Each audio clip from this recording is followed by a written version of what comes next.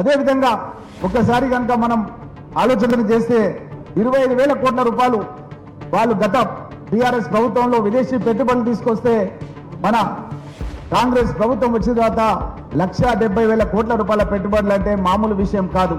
కానీ ఆ స్థాయి లోపల మనం ప్రచారం చేయలేకపోతున్నాం. వాళ్ళేమో ప్రచారం లోపల మనను పూర్తిగా తిప్పికొడుతూ వాళ్ళు ప్రచారం చేస్తున్నారు. కాబట్టి ఇక్కడ మనమంతా కూడా దీన్ని బాధ్యతగా తీసుకోవాల్సిన అవసరం ఉంది. అదేవిధంగా ఫ్యూచర్ లో ఎన్విరాన్మెంట్ గురించి గౌరవ ముఖ్యమంత్రి గారు హైడ్రా తీసుకొస్తే హైడ్రాన్ వాళ్ళు ఒక భూతంగా చూపిస్తున్నారు మార్కెట్ లోపల.